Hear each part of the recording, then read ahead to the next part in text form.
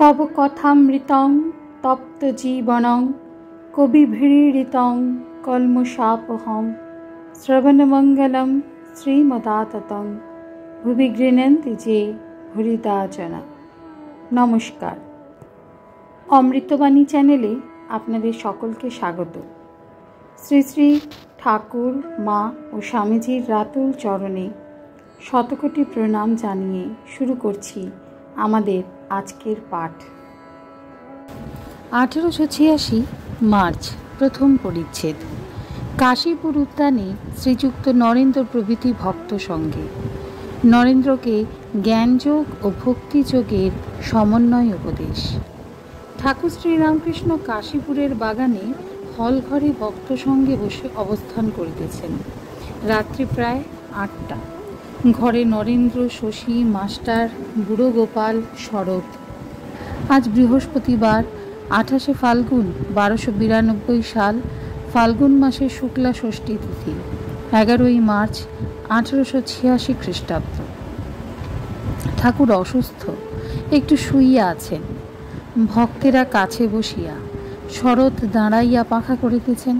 ঠাকুর অসুখের কথা বলিতেছেন। শ্রীরামকৃষ্ণ: ভোলানাথের কাছে গেলে তেল দেবে, আর সে বলে দেবে কিরম করে লাগাতে হবে।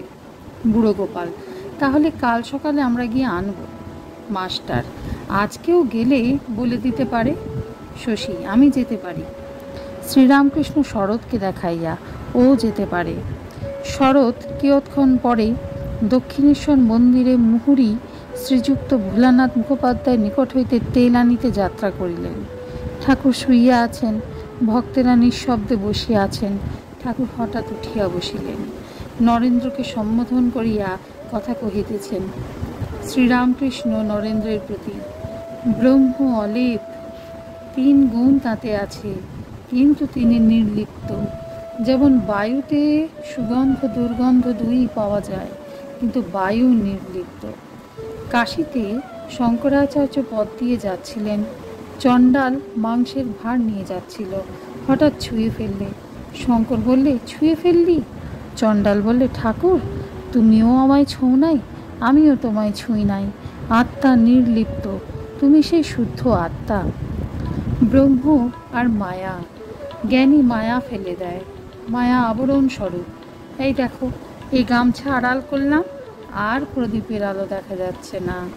ঠাকুর গামছাটি আপনার ও ভক্তদের মাঝে ধরলেন, বলিতেছেন: এই দেখো, আমার মুখ আর দেখা যাচ্ছে না। রামপ্রসাদ যেমন বলেছে, মশারি তুলিয়া দেখো। ভক্ত কিন্তু মায়া ছেড়ে দেয় না, মহামায়ার পূজা করে, শরণাগত হয়ে বলে: মা, পথ ছেড়ে দাও। তুমি পথ ছেড়ে দিলে তবে ব্রহ্ম জ্ঞান হবে। জাগ্রত, স্বপ্ন, সুষুপ্তি, এই 3 অবস্থা জ্ঞানীরা উড়িয়ে দেয়। ভক্তেরা এই সব অবস্থায় লয়। যতক্ষণ আমি আছে ততক্ষণ সবই আছে, যতক্ষণ আমি আছে ততক্ষণ দেখে যে তিনি, মায়া, জীবজগৎ, চতুর্বিংশতি তত্ত্ব সব হয়েছে। নরেন্দ্র প্রভৃতি চুপ করিয়া আছেন। মায়াবাদ শুকনো। কি বললাম বলো দেখি? নরেন্দ্র: শুকনো। ঠাকুর নরেন্দ্রের হাত মুখ স্পর্শ করিতে লাগিলেন, আবার কথা কহিতেছেন। এসব ভক্তের লক্ষণ, অর্থাৎ নরেন্দ্রের সব কিছু ভক্তের লক্ষণ। জ্ঞানী সে আলাদা লক্ষণ। মুখ চেহারা শুকনো হয়। জ্ঞানী জ্ঞান লাভ করবার পরও বিদ্যা মায়া নিয়ে থাকতে পারে, ভক্তি, দয়া, বৈরাগ্য এইসব নিয়ে থাকতে পারে। এর 2টি উদ্দেশ্য। প্রথম, লোকশিক্ষা হয়, তারপর রসাস্বাদনের জন্য। জ্ঞানী যদি সমাধিস্থ হয়ে চুপ করে থাকে তাহলে লোকশিক্ষা হয় না। তাই শঙ্করাচার্য বিদ্যার আমি রেখেছিলেন। আর ঈশ্বরের আনন্দ ভোগ করবার জন্য, সন্ভোগ করবার জন্য ভক্তি ভক্ত নিয়ে থাকে। এই বিদ্যার আমি, ভক্তের আমি, এতে দোষ নাই। বজ্জাত আমিতে দোষ হয়। তাকে দর্শন করবার পর বালকের স্বভাব হয়। বালকের আমিতে কোনো দোষ নাই।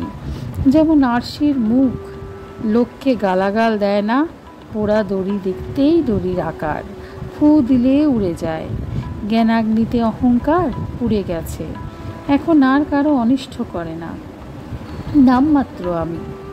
নিত্যতে পৌঁছে আবার লীলায় থাকা, যেমন ওপারে গিয়ে আবার এপারে আসা, লোকশিক্ষার বিলাসের জন্য, আমাদের জন্য।